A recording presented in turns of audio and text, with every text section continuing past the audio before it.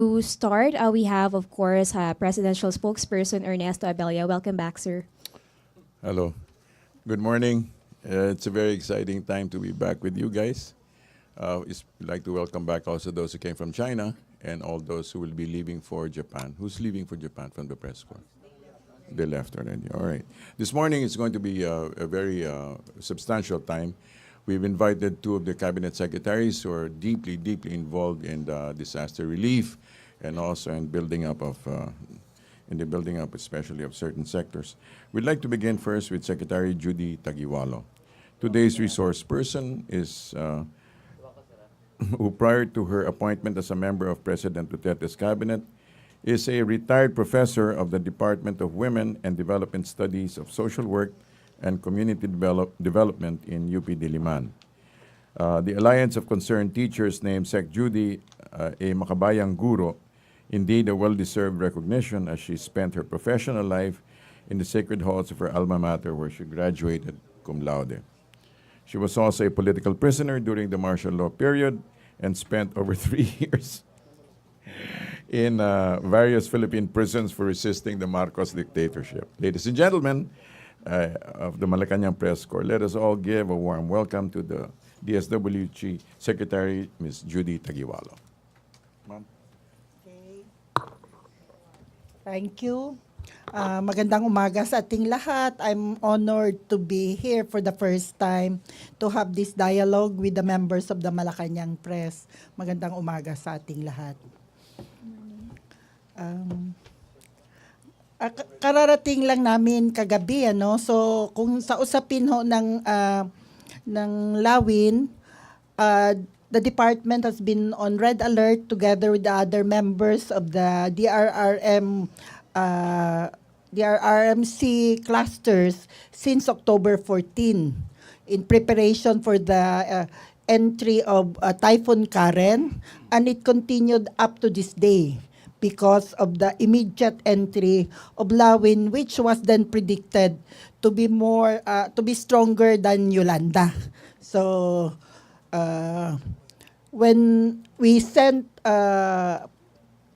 augmentation team to our field offices in regions 1, 2, and CAR in preparation for Lawin, and when Lawin struck on Thursday, we were there already, and the team was there already. The preposition goods were ready in the different municipalities.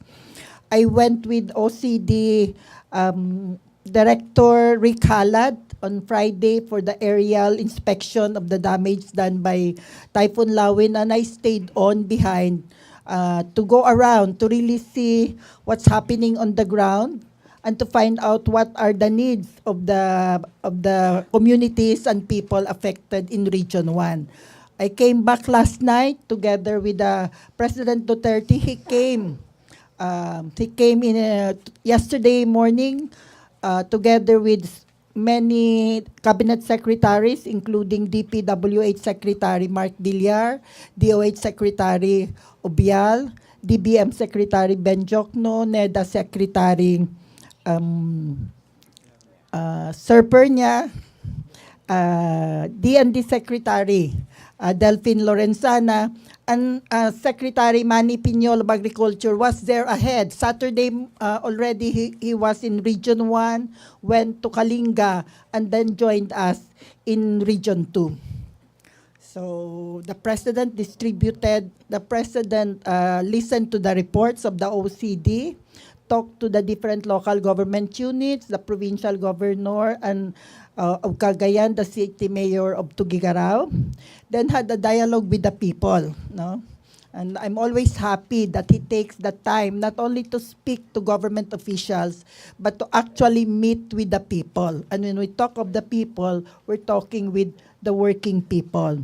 So he also initiated the ceremonial distribution of emergency shelter assistance, which is one of the things that the department has initiated. Instead of waiting for 1 month to complete the validation, we already came out with a memorandum asking our field offices to distribute within the first 2 or 3 weeks an initial amount of 5,000 pesos per individual, per household whose houses were damaged.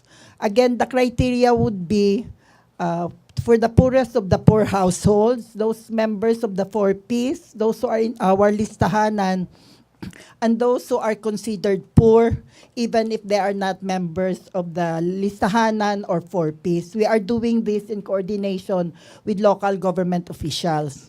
In Isabela, the President also meet with the provincial governor, the vice governor, the mayor of Ilagan, and Congressman Rodrigo Albano, and Secretary Abelio joined us because Secretary Bello is from Ilagan. Again, he had a dialogue with the people there and distributed the initial amount of 5,000 to several beneficiaries of the DSWD emergency shelter assistance. Secretary Piñol will report on the assistance given by the Department of Agriculture, which was also distributed by the President yesterday, not only in Cagayan, Isabela, but also in Lawag. So I think initially that is we are still continuing with our relief programs. There are still many areas, isolated areas that have to be reached. We are now particularly concerned with the Kalinga-Apayao areas. So, and then Central Luzon, because the floods have started to come in Central Luzon. We have projected that after going through northern Luzon, then the waters would come down to Central Luzon, which has always acted as the catch basin for water coming from the north. So our field office is also on alert there since October 14. Two, we are preparing a more intensive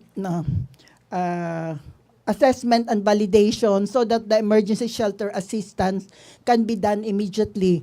Tomorrow, our teams will be coming back. We're going to have a debriefing meeting, assessing our initiatives, and then coming out with plans for intensifying our interventions and assistance, including, if necessary, providing personnel support to those regions from other regions of the department. So, the initial report we got this morning in terms of the magnitude of affected families as of October 24, 4 a.m., it's Cordillera, which has the most number of affected families. 66,875, or a total of 304,796, followed by Region 2, which has 59,319 affected families, and a total of 283,953 individuals. Region 1 has 52,655 families, 264,778. Region 3 has 32,498 families. Slow down. Sorry. I thought you... Oh, hindi na, written pala ito because the report is by region. So it's just coming here that, let's prepare it in terms of magnitude of affected families. Okay, Region 3, that's the last one. 32,498 families, 138,657 individuals. Right now, our report said that only Region 3 and Cordillera still have evacuation areas. In many areas, in Tugigaraw, for example, yesterday, the evacuation areas were already emptied. So, other... All right. The floor is now open for questions. We have Rose Centenario of Hato first. Good morning, Secretary Judy. Good morning. Apo. Naging viral po yata yung sa social media yung inyong komento tungkol sa foreign aid. Pwede pong maipaliwanag po ninyo para mas malinawan ng publiko yung issue. Okay, pasensya na kung ang dating ng komento na yun ay kaya na natin to, hindi na natin kailangan ng foreign aid. Ang paglilinaw na ginagawa ko ngayon ay nakayanan natin nitong nakaraan, no, sa bago dumating at pagdating ng Karen at ng Lawin, ang pagtulong, ang maagap na pagtulong sa ating mamamayan. Sa ngayon ay patuloy ang ating pag-assess ng extent ng damage, no? At malawakan siya. Nakita namin ito over sa aerial na view namin kahapon, no? Nakailang kwan kami sa coastal, tapos sa Cagayan Isabela at si Secretary Piñol, pati sa Kalinga, Lawag. Malawakan, no, in terms ng damage sa agriculture, sa livestock, sa mga buildings natin, including schools and offices, ano, and of course, sa mga bahay ng ating mamamayan. So, ang tingin ko, magkakaroon kami ng assessment bilang National Disaster Risk and Reduction Management Council at talagang magkaisa gaano ba kalawak ang damage, anong kailangang pinansya para dito. Alamin din sino ang mga nag-offer ng tulong, no? At sa tingin ko, handa tayong tanggapin ng tulong na ito batay sa ating pangangailangan at batay sa walang kondisyon. Ibig sabihin, bukal na loob na tulong ng mga mamamayan, ng mga organisasyon, ng mga pamahalaan sa ibang bansa para tulungan tayong bumangon. Ito naman ay nakadepende sa extent ng need na kailangan natin. So, paglilinaw ho yun, hindi ho tayo magsasabi, kayang-kaya na natin ito.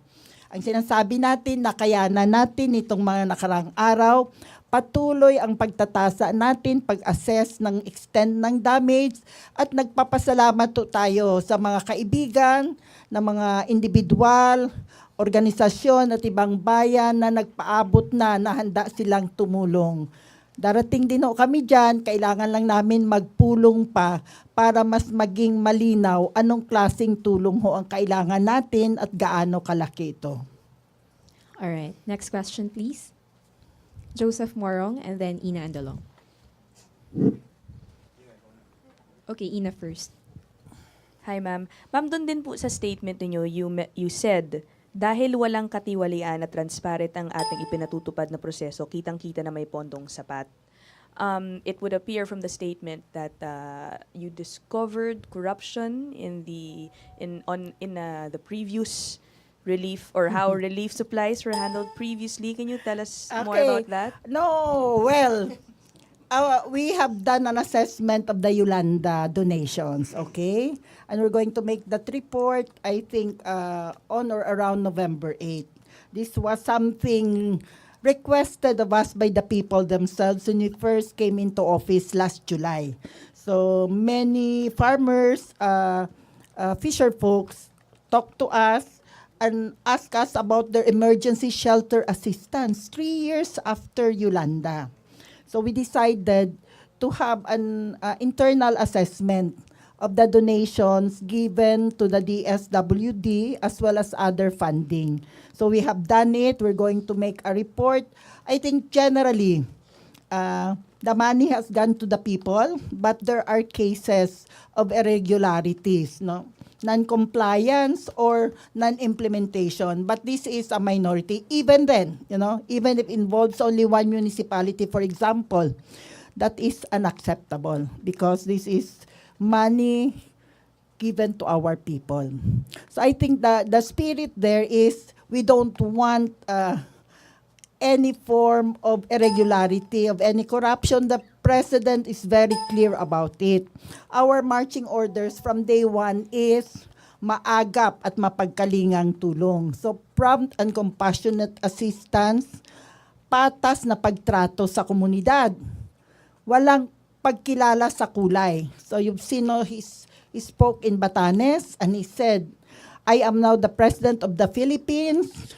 It doesn't matter which political parties you belong to during the election. So long as your communities, your provinces are affected, the government will be there to help you. So that's the second instruction to us, no?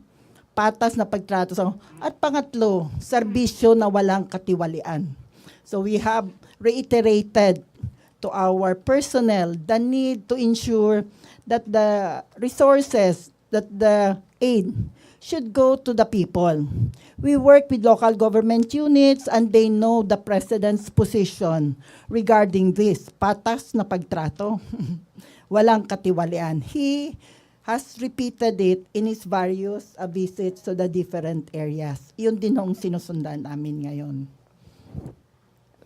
Kung okay lang po, ma'am, can you be a bit more specific on the irregularities that you We have submitted the report to the President already of a particular irregularity, and we have asked him to initiate the investigation. So we will come out with that by next month, before the Yolanda, the third year of Yolanda.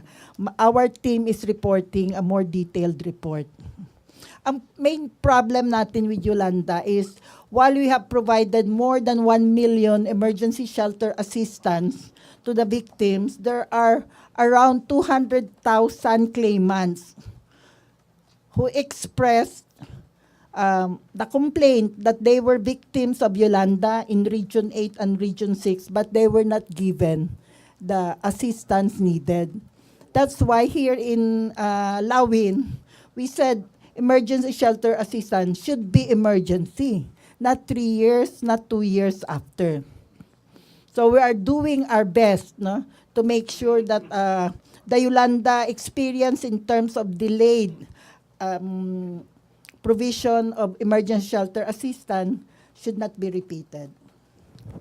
Huli na lang po sa akin, ma'am. Kasama po ba dun sa assessment ninyo yung aid na napunta sa private? I mean, are you also maybe reaching out to them and find out if yung pinadala po or yung foreign aid course through these private institutions also reach their intended beneficiaries? Hindi na namin nakayanan Only yan. dun sa DSWD? Essentially, only sa DSWD, Region 6 and Region 8, at nagsampling lang kami ng ilang municipalities. So, hindi siya saturated. But even then, I think the findings would also provide us some idea of how regulations of the DSWD are complied with or not. For example, before you download money for core shelter assistance, you have to make sure that there is already land for that, okay? 2, the downloading is via tranches. You don't do it at one stroke. But in the particular area I mentioned, the money was downloaded, the whole amount was downloaded, at one time. And 2, it didn't go on because there were problems with the land. So actually, there was no compliance. Anyway, those are the kinds of things we're looking at.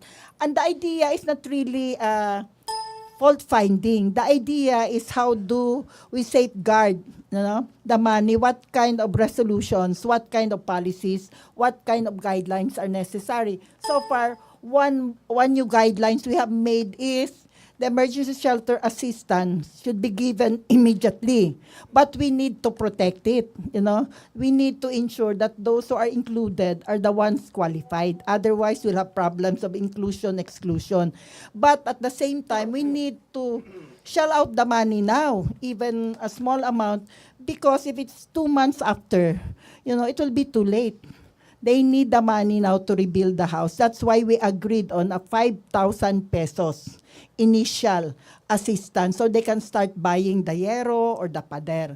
Then we will do the deeper assessment and validation. So for partially damaged houses, it should be 10,000 pesos, an additional 5,000, and totally damaged houses, it should be 30,000 pesos. So an additional 25,000 pesos, which was the policy before. What I want to clarify is that this is specifically for the poorest of the poor.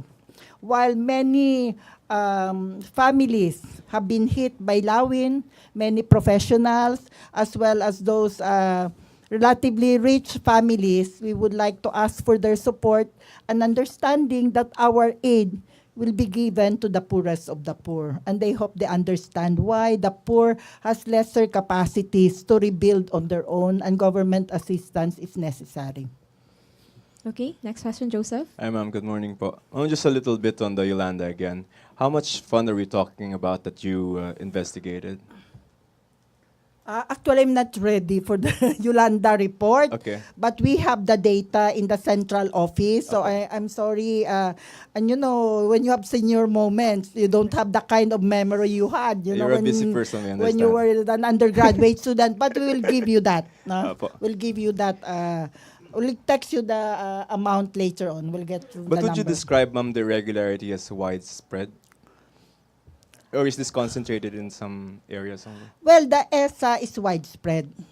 The disqualification, the exclusion of emergency shelter assistance for victims of Yolanda is widespread. We're talking 200,000. Initially, we had 81,000 for Panay.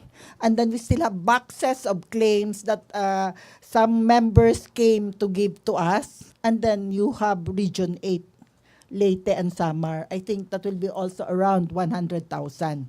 And this is because there were prohibitions regarding providing assistance to those who were in the danger zones, but who were also damaged. But they were, and there was no relocation for them. Two, it was also because I think because it went through the local government units. And again, you had hindi patas na pagtrato.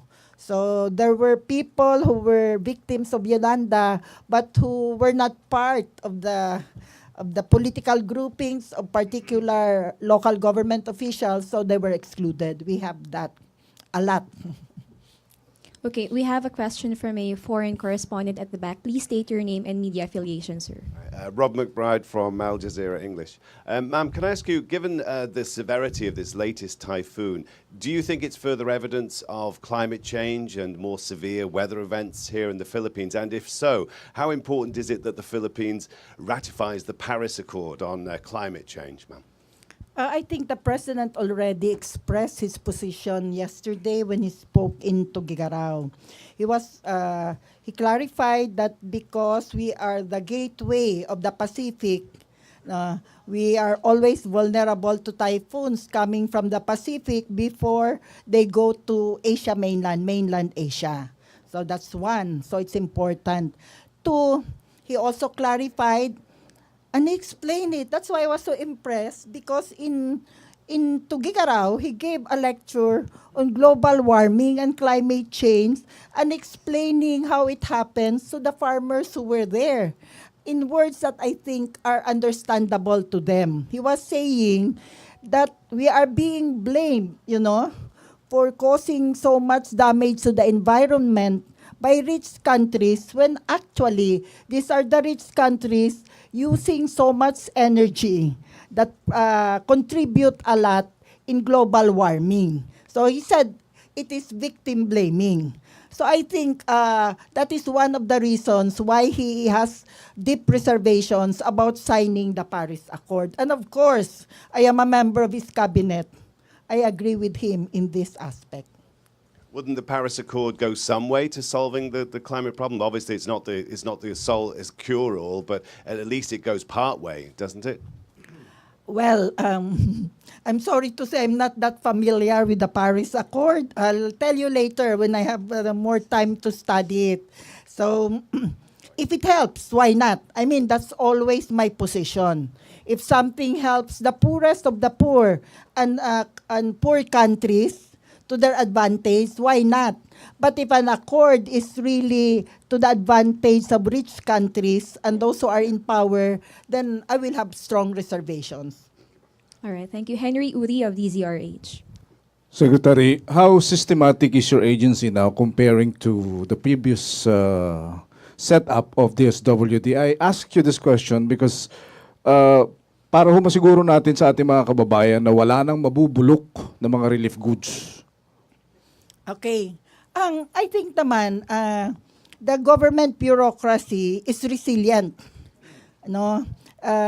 Politicians, political appointees come and go, but you have a core of dedicated civil service servants. I have learned that in the department.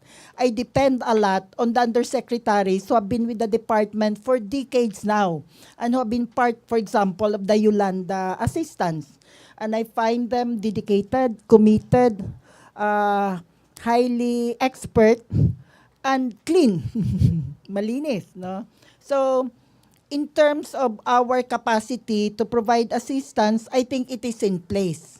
No, the different field offices, the different policies, the different structures, as well as the resources are there. Now, in terms of safeguarding, protecting our relief goods, we have also policies in place. And what is that? We have to monitor closely the expiration dates of our goods. And 3 months before their expiration, the field officers should already come out with instructions to distribute this through a food for work program, bring this to the different centers or institutions where we have vulnerable groups such as abused women and children, the elderly, or even bring it as supplemental feeding. So in terms of policy, we have that. In terms of actual practice, so you must have heard last June we had expired goods in Dumaguete, which were buried only on September 2.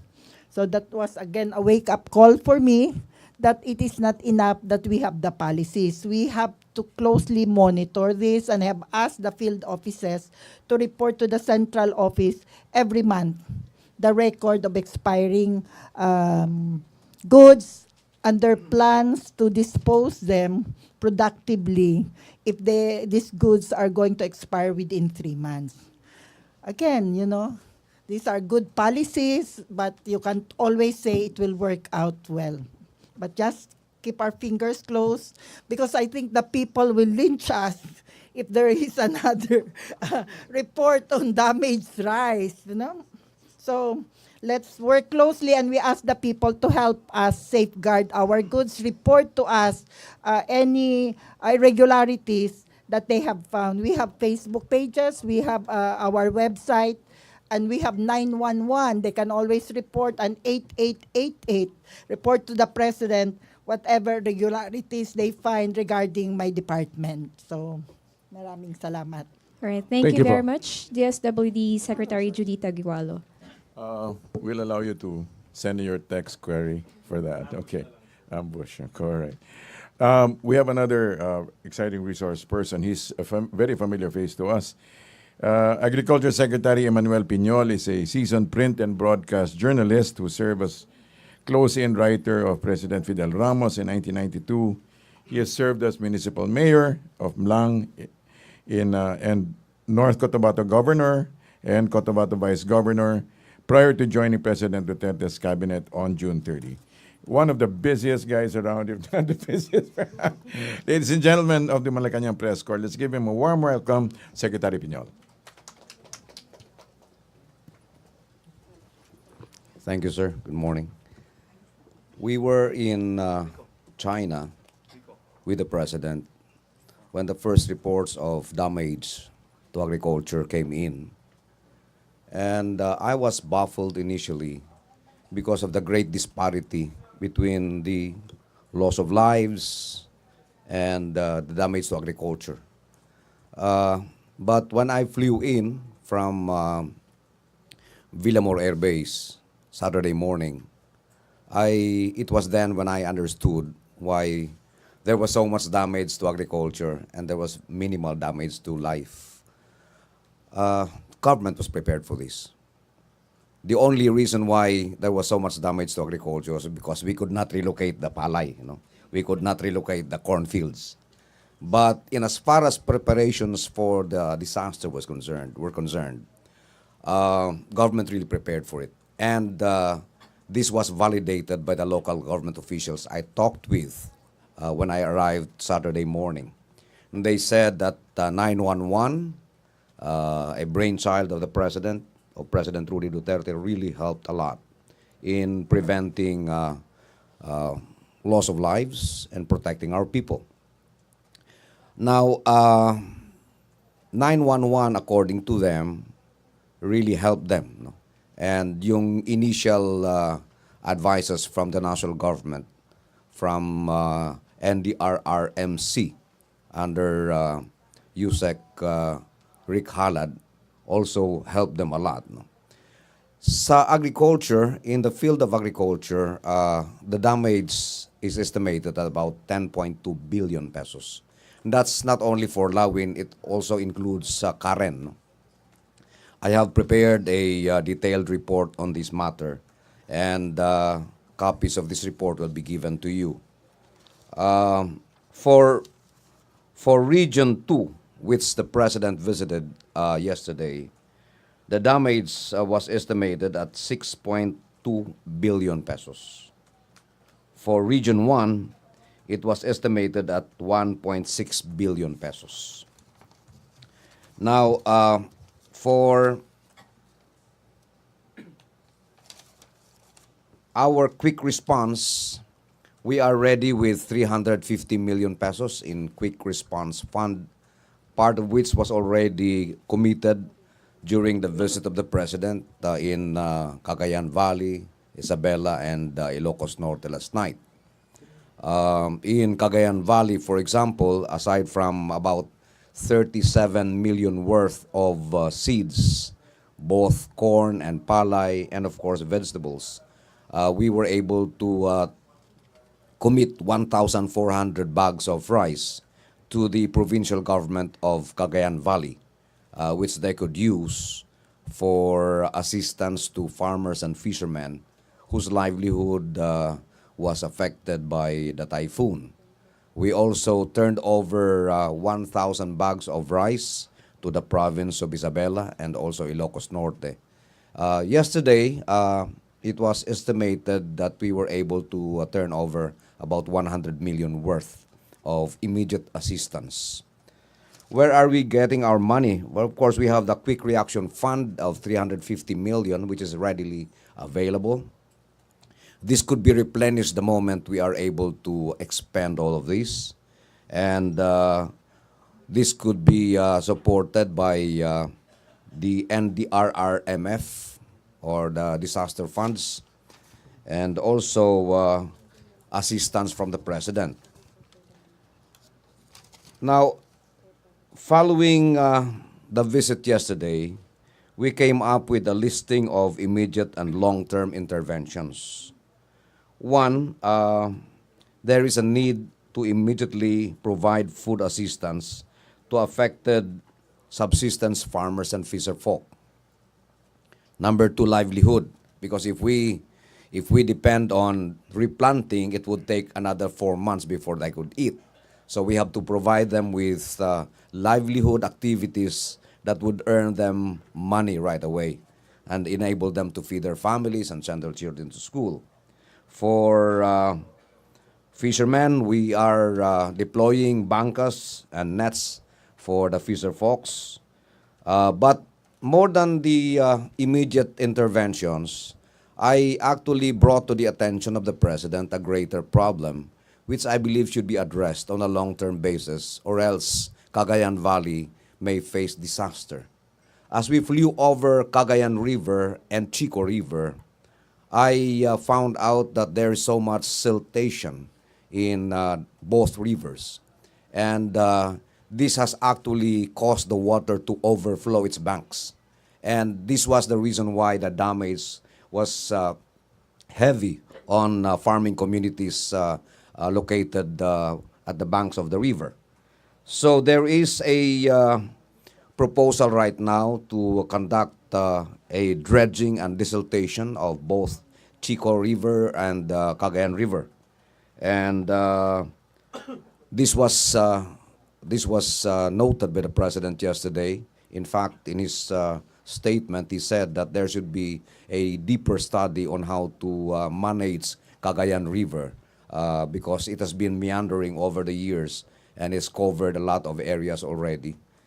So another thing that was taken up by the President yesterday was his recommendation to change the planting calendar in the region, because October now, because of climate change and the unpredictability of climate, October now has become a typhoon season and rainy season in Cagayan Valley. So the President yesterday recommended that there should be a review of the planting calendar in view of the realities of climate change. And this should be designed in such a way that we will avoid harvesting our crops during the rainy season or the onset of the typhoon season. Also, it was proposed yesterday that the crop insurance program of government and the system of crop insurance should be changed from actual damage to index losses, which means that we don't have to look at how much damage there is, actual physical, to the crops of the farmer in determining how much he should receive in the form of insurance coverage. We are proposing an index loss insurance policy where, for example, if you only expect 10 days of rains during a planting season and the rains would come 15 days, there should already be an insurance coverage to compensate for the index loss expected. If there is an estimated 2 days during the planting season and it extends to 3 weeks, then there should already be a corresponding computation of damage to the crops of the farmer. So these are the basic things that were discussed by the President yesterday in his visit to Cagayan. But I think what is remarkable is the way government responded to this calamity.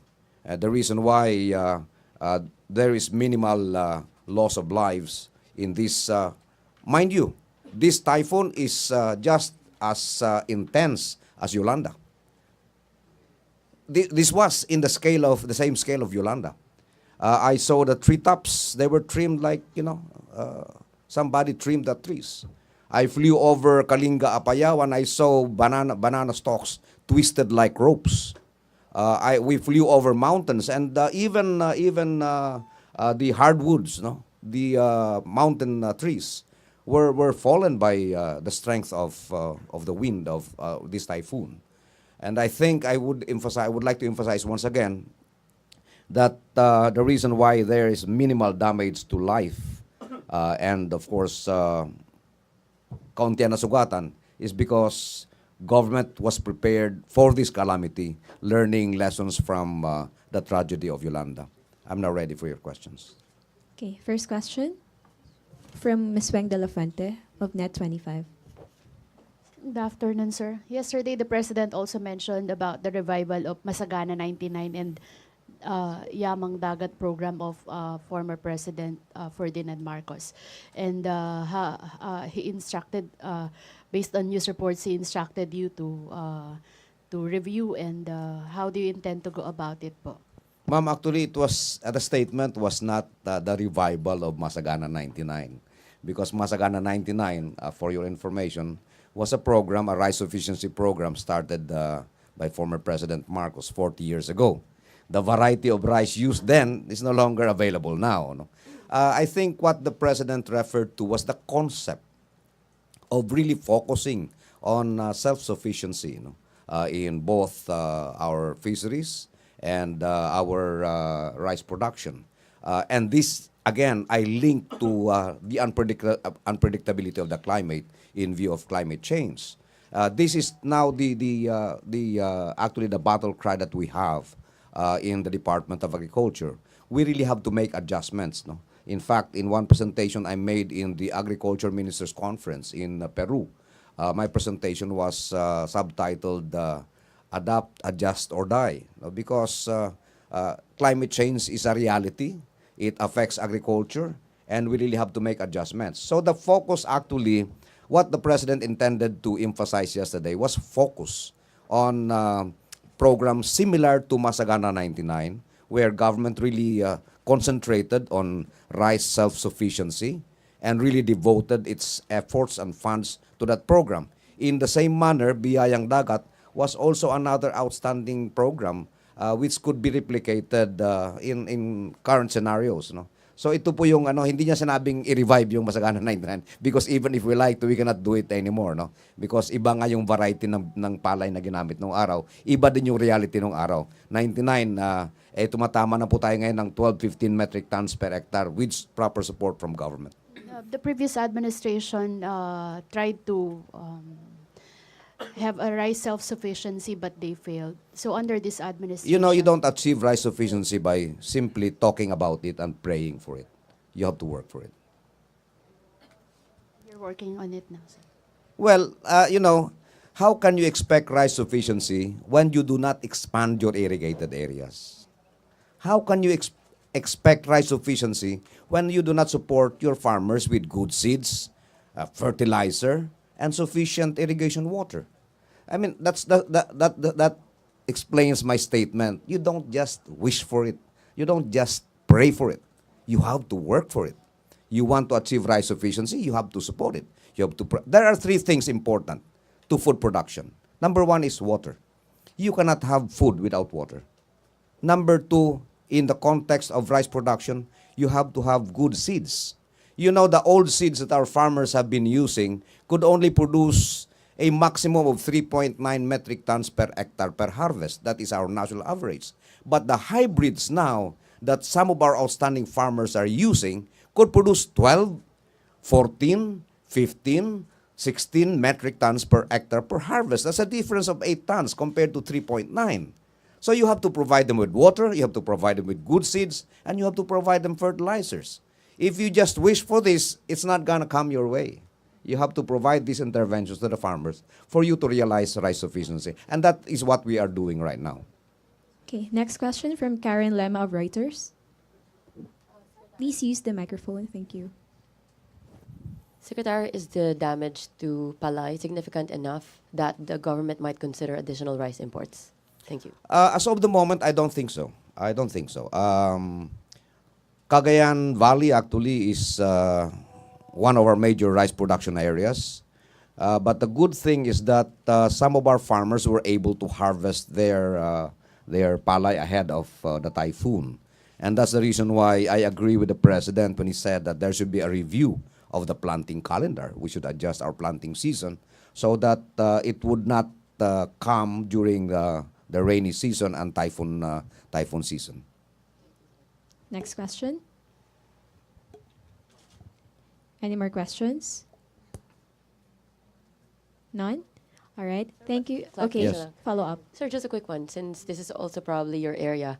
Are you privy to the meeting that the President had with some of Chinese officials? Because he said yesterday that he expressed optimism that our Filipino fishermen might be able to come back to Scarborough Shoal in the next few days. I was wondering if you had any other information beyond that. I was actually with the President during the bilateral talks. I was a seat away from him. But maybe they discussed that in the one-on-one conversation. It was not discussed during the bilaterals. But I heard very clearly during the bilateral talks that President Xi Jinping of China emphasized the willingness of the Chinese government to support the Philippine government in its efforts to produce more food for the people. In fact, he mentioned repeatedly agriculture. And I was very, very happy about it because earlier on, when we were in Basilan on October 10 of this year, I mentioned to the President that for Philippine agriculture and fisheries to be able to really address poverty in the countryside, we must once and for all fast-track the establishment of the foundations of good agriculture and fisheries. What do I mean about this? Look, right now, the Food and Agriculture Organization is telling us that 40% of the total fish catch of the country is lost to spoilage because we don't have cold storage, we don't have ice-making facilities, and we don't have fish landing. 16% of our harvest is lost because of post-harvest losses. So I told the President, Mr. President, I said, if you would allow me to, I'd like to make exploratory talks with Chinese funding institutions to possibly finance the completion of all farm-to-market roads in the country during your term, the completion of the construction of fish landing, cold storage, and ice-making facilities over the next 5 years, and the establishment of post-harvest facilities and the procurement of machineries for agriculture over the next 5 years. because I don't know what the next president's mindset would be in as far as agriculture is concerned. In as far as President Rodrigo Duterte is concerned, I admire his the depth of his understanding of agriculture. In fact, he's one of the very few leaders of this country who campaigned on the battle cry, available and affordable food for the Filipino.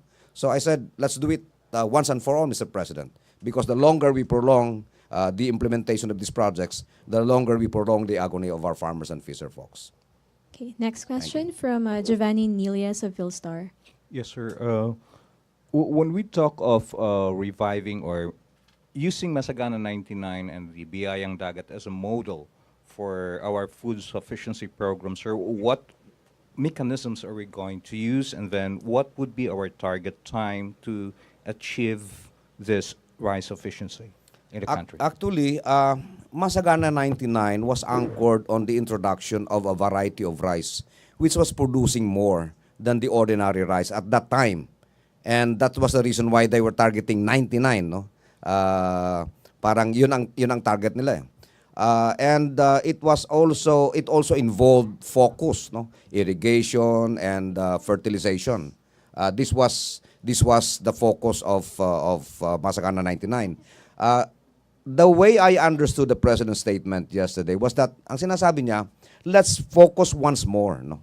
Let's focus once more. Kasi ang DA through the years actually strayed from its original mandate of really focusing on food production. It was involved in a lot of inconsequential and non-essential activities that did not really contribute directly to food production. And I think what the president meant when he said that let's take a second look at Masagana 99 and Biyayang Dagat was that he wanted DA to really focus on the two main things that the Filipino families would need on his table, rice and fish, or bayan for that matter. Okay, last two questions. Ted Tuvera of Tribune and then Rose Centenario of Hataw. Good afternoon, Secretary. Sir, may last week po or 2 weeks ago may issue po na dun sa proposal ni DAR Secretary Rafael Mariano, yung moratorium on land conversion na yung mga agricultural lands, hindi muna siya pwedeng i-convert into other subdivisions, etc. Sir, meron pong, yun nga po, parang pagtatalo sa pagitan ng mga economic advisors ni Presidente at nung assertion nga po ni Secretary Mariano. Sir, ano po take natin dito, sir? You know, there is no controversy there because I think the law is very clear. You cannot convert agricultural land to housing subdivisions. It's as simple as that. There's no need for a moratorium. It cannot really be allowed. No? And the law is very clear on that matter. And in fact, in the Department of Agriculture right now, we are very strict in evaluating a specific area being applied for to be converted into industrial purposes or housing subdivisions because of that law. So I really feel that there is no need for a moratorium. All that we need to do is just strictly implement the law. Okay, Rose Centenario. Ay, good afternoon, sir. Sir, gaano po katotoo yung ulat na may plano po ang administrasyon na buwagin yung National Food Authority? Well, all of these things actually are discussed during our meetings. Hindi naman siguro bubuwagin. It's not really dismantling the NFA. What I heard from Secretary Leonzo Evasco Jr. was that they were trying to take a second look at NFA and maybe make it just a regulatory agency rather than a procurement agency. Because right now, we have to admit it, that the NFA actually could not really function as a price stabilization agency.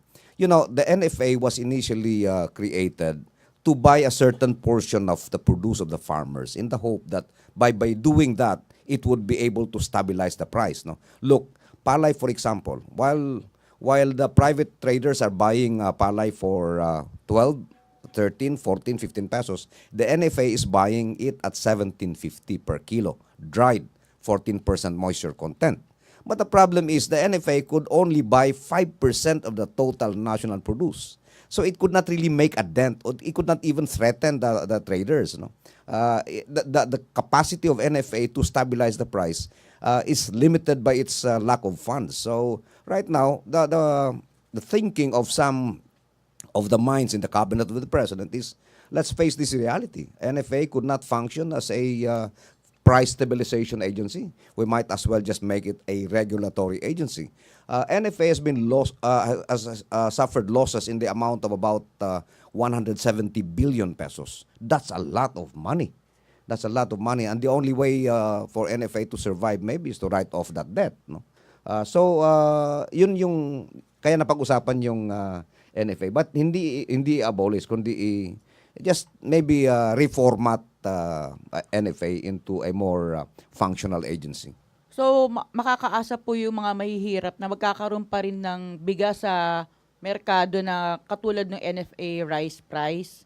Kasi po yun yung inaasahan ng mahihirap na yung kayang bigas na kaya nilang bilhin. You know, Rose, the problem with the Philippine grains industry right now is that it is under the clutches of the traders. It is the trader who controls the buying price of the palay. It is the trader who controls and dictates the selling price of rice in the market. You know, we made a computation. If only we could directly sell the rice from the farmer to the end user under a concept which we now call communal farming, rice farming system, where we will sell directly to corporate buyers like San Miguel Corporation, or in fact, the DSWD, yung kanilang 4-piece program. The farmer could actually receive as much as 17.50 per kilo of palay, and the government could sell it, or the cooperative or the farmers association could sell it for as low as 32 to 35 pesos per kilo. Kung walang intervention ng mga middlemen sa traders. That's how big the bite of the traders and the middlemen is to the income of the farmers and the buying price of the end users. So if we could actually just make this intervention, and we're starting this actually, the president has already given his go signal for the implementation of the corporate rice farming, where we organize our rice farmers into cooperatives and associations. Land Bank will finance them for their good seeds, fertilizers, and then we will link them directly to the corporate buyers. In fact, next week, when I come back from a trip abroad, we will already meet with the captains of industries, because there are corporations now who would like to exercise their corporate social responsibility, the CSR.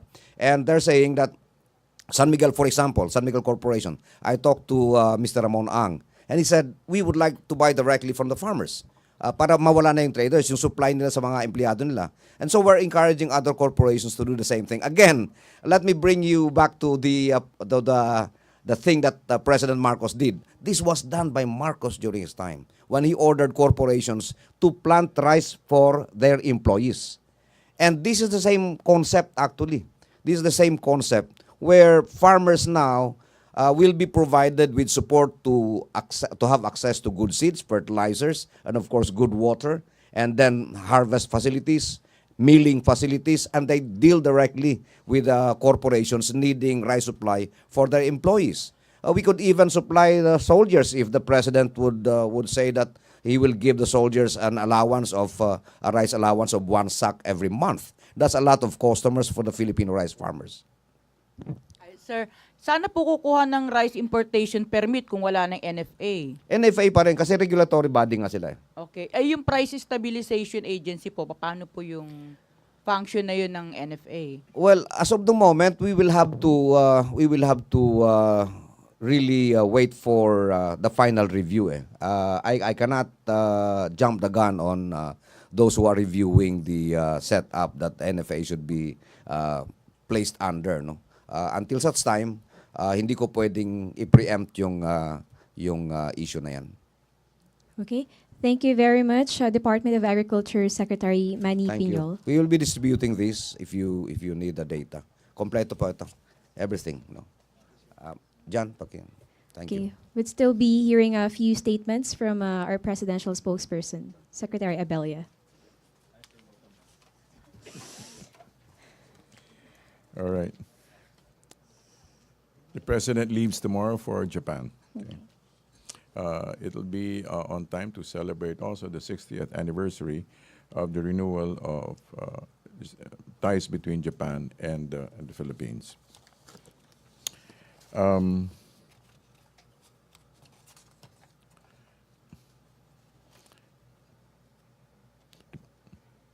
President Duterte will be discussing security, economic, and defense issues with the Prime Minister during the three-day trip that is seen to continue the Philippines' efforts to bolster strategic partnerships with its Asian neighbors.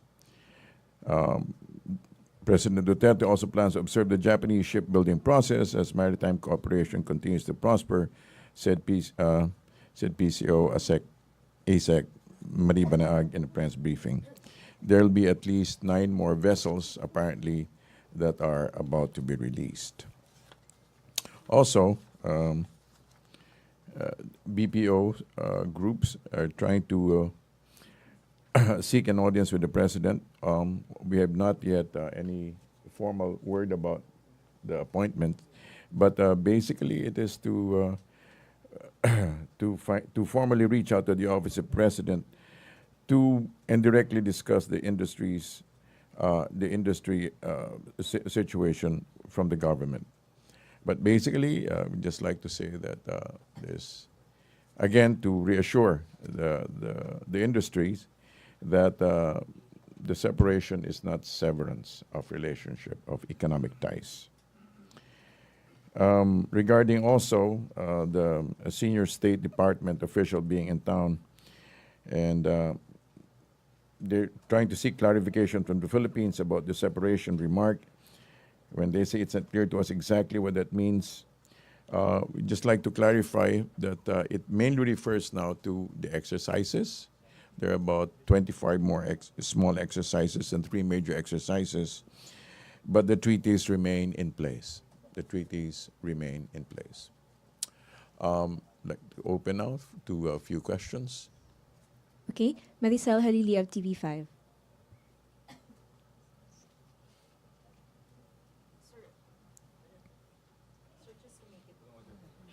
Hello. Yeah. Sir, just to make it clear, so when you say separation of economic ties, you already said that there should be a balance of relationship and more independent foreign policy. But in a way, how will it affect the American business here in the Philippines as well as, well, for some Filipino workers in the U.S.? Right. Again, let me just clarify. It was not a separation of. It's basically a separation of from dependency. And basically, it was a declaration of independent. Again, it's a restatement of the independent foreign policy that the president has declared again and again. It is a. But there are no ties that are being broken, and there are no ties that are being broken. Okay. So, meaning there's no need of pulling out some businesses in the country. There's no need to be pulling out any businesses in the country. And our OFWs won't be affected in the Our US. OFWs will not be affected. But basically, we're just saying that it's basically what he has been saying. It is from an exclusive to more inclusive relationship.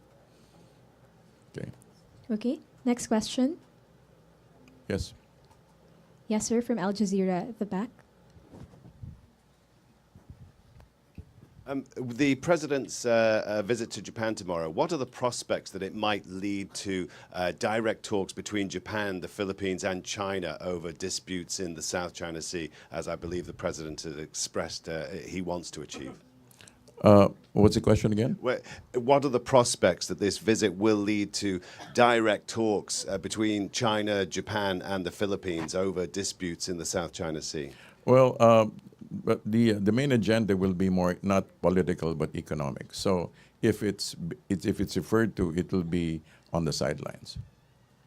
But I believe the president has said that he wants to see these trilateral talks. Is that right? Basically, as far as we know at this stage, it is talking between the Philippines and Japan. Okay, and if there's anything at all, it may be exploratory. But at this stage, it is not part of the official agenda. does the recent statements by President Duterte, does it confuse the relationship between Japan and the Philippines, or how would you describe the relationship? I think at this particular stage, there is a great appreciation of the president from the Japanese side. It seems to in the same manner apparently that somebody had described the presence of the president in China as being electric. Apparently, there is also a great anticipation of his visit. Okay. From Weng de la Fuente of Net25, and then JP Bencito. Good afternoon, sir. Some embassy officials who made a pre-departure briefing here last week said that Prime Minister Abe would seek explanation from the president about his new policy. Would the policy this as another intervention? Which one? With Prime Minister Abe seeking explanation of the president's new policy. Of the Independent foreign No, I policy. believe it's something that they appreciate. It's something that we will appreciate. It's a further clarification. It's not so much an intervention, but a clarification. Okay. JP of the Manila Standard. Hi, sir. Sir, on the Scarborough Shoal issue, Yes. sir, were there any conditions laid out by China during the bilateral talks or during the private meeting with the president? Those are two different conversations. Yes, sir. During the bilateral talks, there both nations agreed that if contentious issues would not be necessarily be discussed during that particular time, it could be set aside for another period of time. But the main priority were economic talks. It may be, however, it may have been raised. It may have been raised during the one-on-ones, as has been referred to by Secretary Manny Piñol. Yes. Sir, can I go to another issue, local, dito po sa Pilipinas? Yes. Sir, there seems to be a juggle between the possessions in the Subic Bay Metropolitan Authority.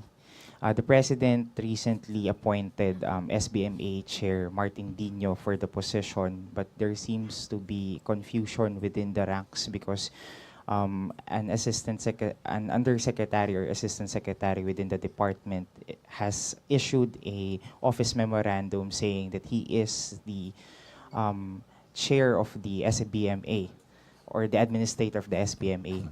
Sir, can we get a clarification who really has the authority? And just to give a background, there has been court case filed within Olongapo contesting the appointment of Dino.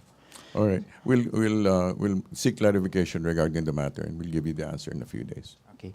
Sir, on another, sorry. Sir,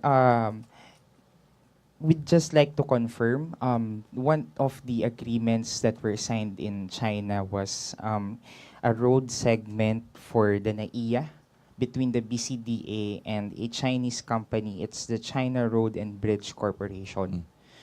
Sir, but during the Senate hearing, sir, the Department of Transportation told Senator Recto that there is no contractor that has already been approved for the project. Sir, when did these companies had this green light to proceed with the construction, or how with the construction of the BRT projects for the So your question specifically is about what? is there already a green light, sir, from the DOTR for the new projects, sir? Which new projects? The bus rapid transit, sir, for the NAIA segment. Okay. We'll find out also about that, okay? It's something that has to be cleared with the Department of Transportation. Sir, last na lang po dun sa ano pong yun. Doesn't it, yung China Road and Bridge Corporation, it's a World Bank blacklisted contractor. So it doesn't it raise some sort of apprehensions na we're contracting with a company that has been somehow committing fraudulent practices in the past? All of these things will still have to be reviewed and have to go through the right processes, although there were agreements that were signed. Okay, thank you. Thank you, sir. Okay, next question from Joseph Morrow.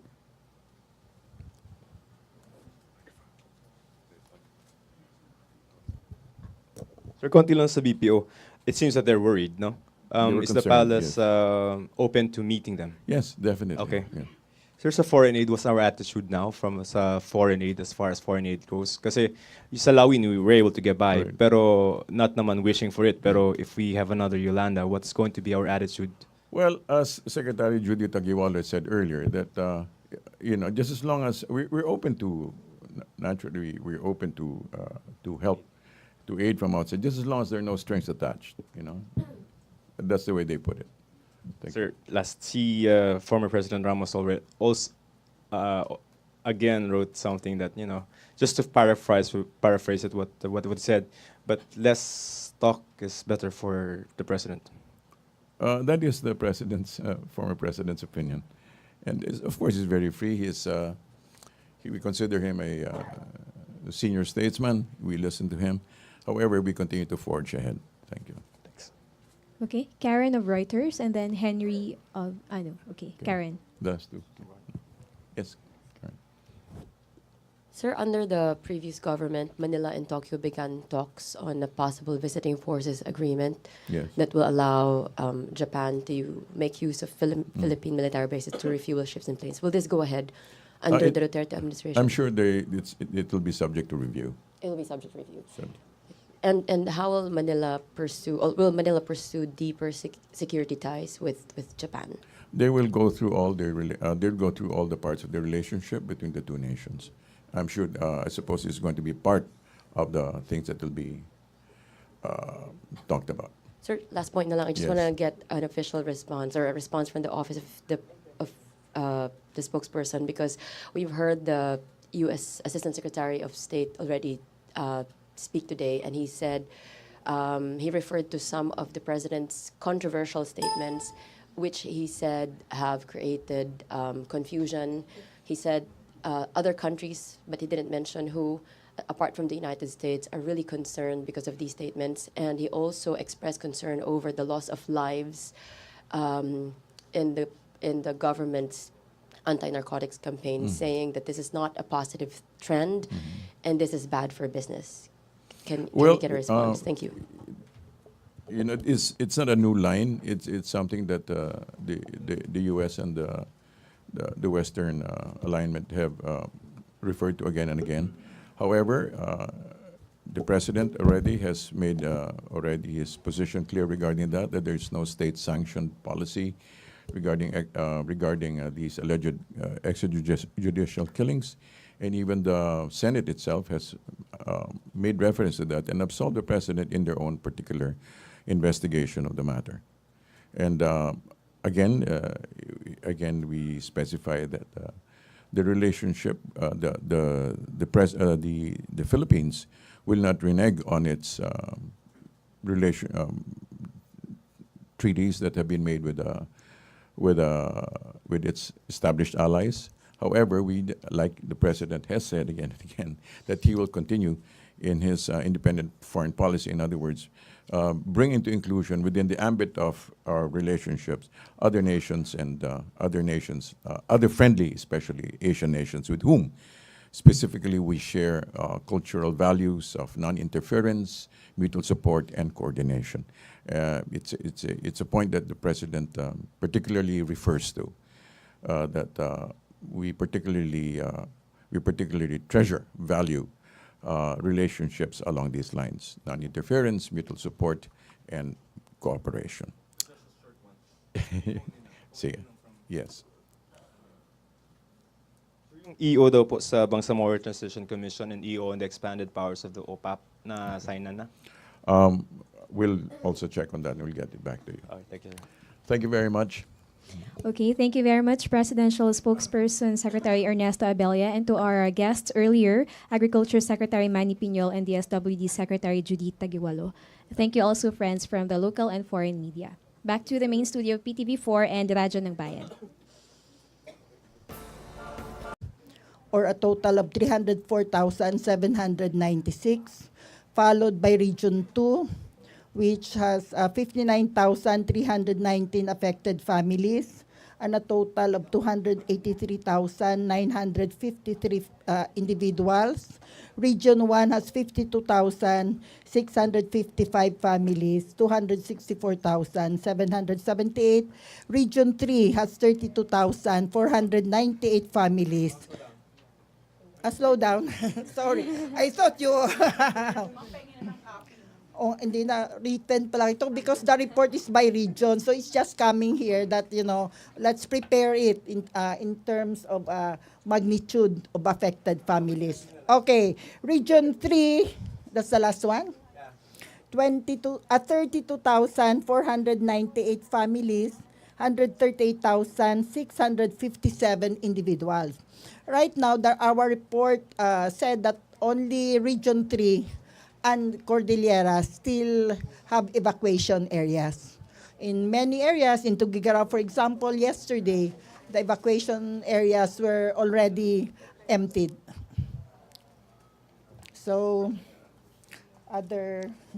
All right. The floor is now open for questions. We have Rose Centenario of Hato first. Good morning, Secretary Judy. Good morning. Apo. Naging viral po yata yung sa social media yung inyong komento tungkol sa foreign aid. Pwede pong maipaliwanag po ninyo para mas malinawan ng publiko yung issue. Okay, pasensya na kung ang dating ng komento na yun ay kaya na natin to, hindi na natin kailangan ng foreign aid. Ang paglilinaw na ginagawa ko ngayon ay nakayanan natin nitong nakaraan, no, sa bago dumating at pagdating ng Karen at ng Lawin, ang pagtulong, ang maagap na pagtulong sa ating mamamayan. Sa ngayon ay patuloy ang ating pag-assess ng extent ng damage, no? At malawakan siya. Nakita namin ito over sa aerial na view namin kahapon, no?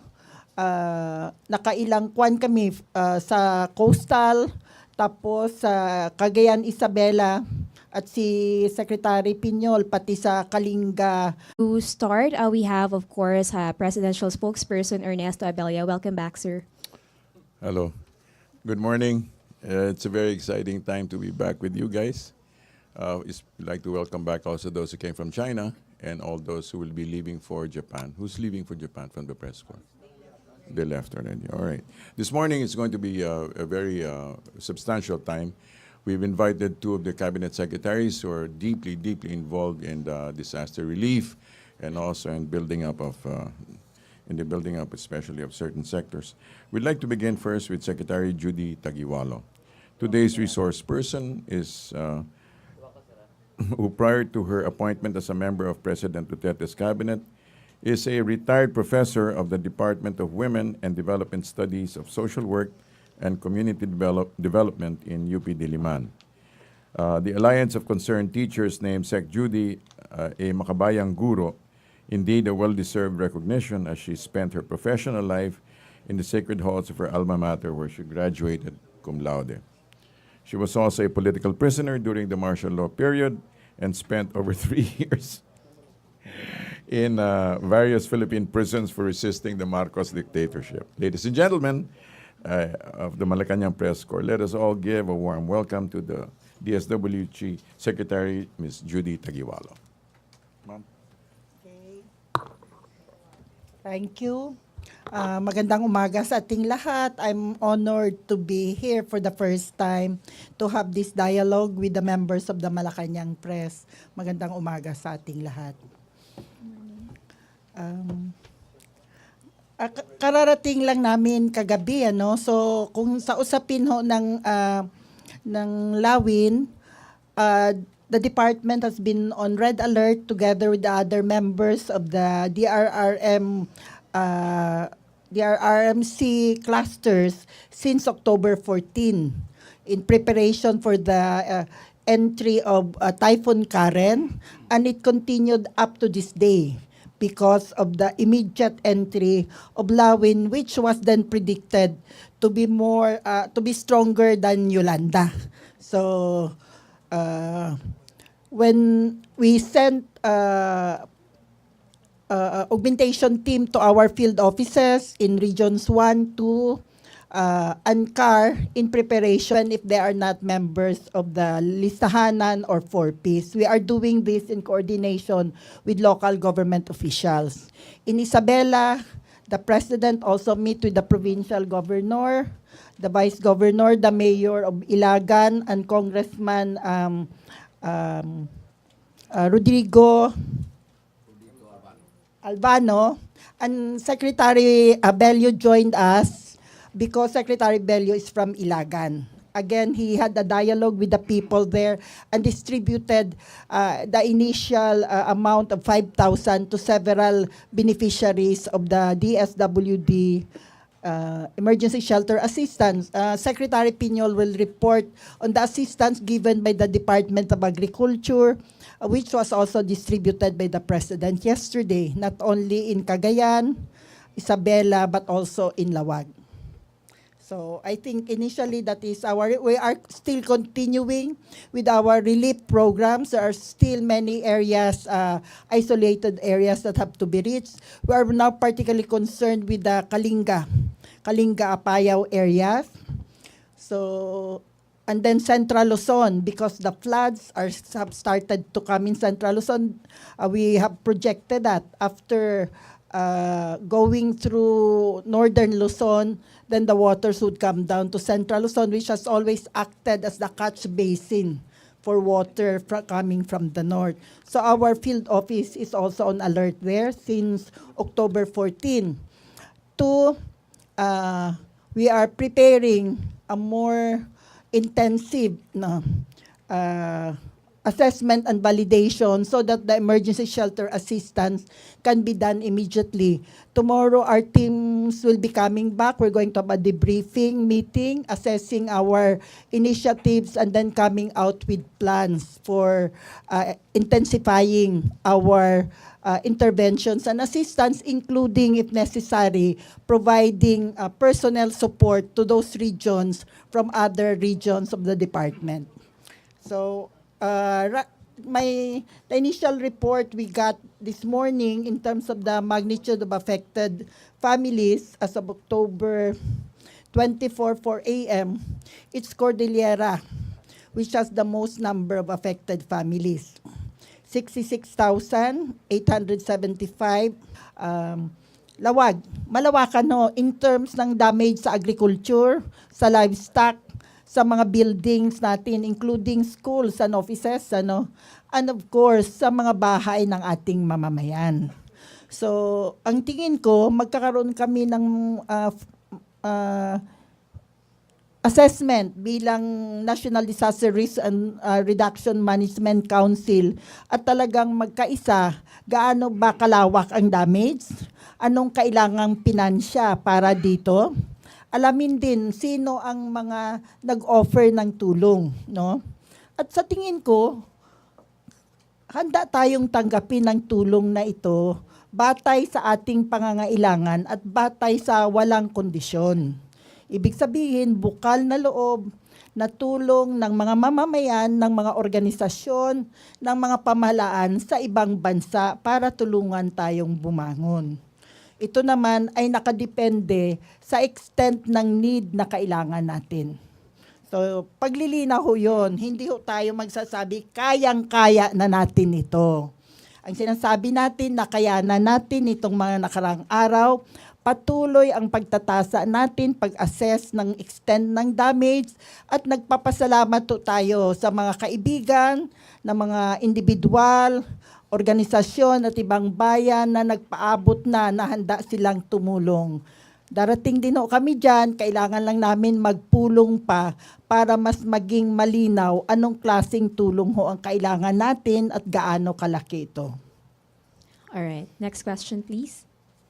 Joseph Morong and then Ina Andalong. Okay, Ina first. Hi, ma'am. Ma'am, doon din po sa statement niyo, you said, dahil walang katiwalian at transparent ang ating ipinatutupad na proseso, kitang-kita na may pondong sapat.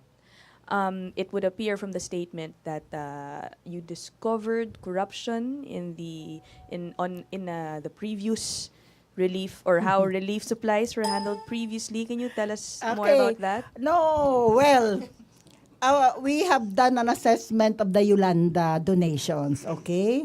And we're going to make that report, I think, on or around November 8th.